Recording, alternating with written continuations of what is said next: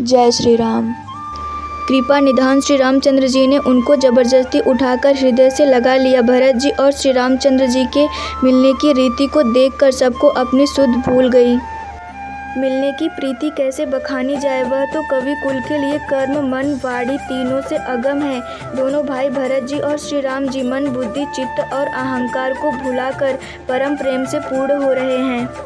कहिए उस श्रेष्ठ प्रेम को कौन प्रकट करे। कवि की बुद्धि किसी की छाया का अनुसरण करे। कवि को तो अक्षर और अर्थ का ही सच्चा बल है। नट ताल की गति के अनुसार ही नाचता है। भरत जी और श्री रघुनाथ जी का प्रेम अगम्य है, जहाँ ब्रह्मा विष्णु और महादेव का भी मन नहीं जा सकता। उस प्रेम को मैं कुबुद्धि किस प्रकार कहूँ। भला गाडर की तात से भी कहीं सुंदर राग बज सकता है। तालाबों और झीलों में एक गहरी घास होती है, उसे गाडर कहते हैं। भरत जी और श्री रामचंद्र जी के मिलने का ढंग देखकर देवता भयभीत हो गए। उनकी धुकधुकी धड़कने लगी। देवगुरु बृहस्पति जी ने समझाया, तब कहीं वे मूर्ख चेते और फूल बरसाकर प्रशंसा करने लगे। फिर श्री राम जी प्रेम के साथ शत्रुघ्न से मिलकर तब केवट निषाद राज से मिले। प्रणाम करते हुए लक्ष्मण जी से भरत जी बड़े ही प्रेम से मिले। तब लक्ष्मण जी ललक कर बड़ी उमंग के साथ छोटे भाई शत्रुघ्न से मिले। फिर उन्होंने निषाद राज को हृदय से लगा लिया।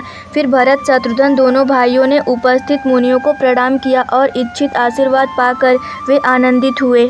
छोटे भाई शत्रुघ्न सहित भरत जी प्रेम में उमग कर सीता जी के चरण कमलों की रस सिर पर धारण कर बार बार प्रणाम करने लगे। सीता जी ने उन्हें उठाकर उनके सिर को अपने करक मल से स्पर्श कर सिर पर हाथ फेर कर उन दोनों को बैठाया।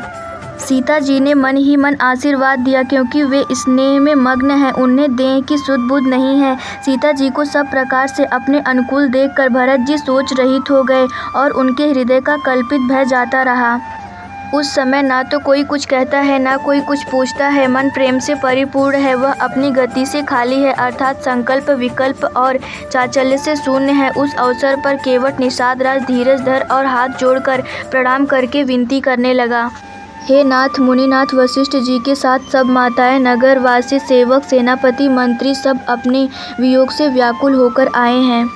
गुरु का आगमन सुनकर सील के समुद्र श्री रामचंद्र जी ने सीता जी के पास शत्रुघ्न जी को रख दिया और वे परम धीर, धर्म धुरंधर, दीन दयालु श्री रामचंद्र जी उसी समय वेग के साथ चल पड़े।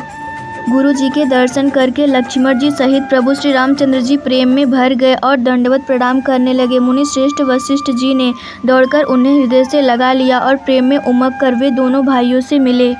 फिर प्रेम से पुलकित होकर केवट निषाद राज ने अपना नाम लेकर दूर से ही वशिष्ठ जी को दंडवत प्रणाम किया।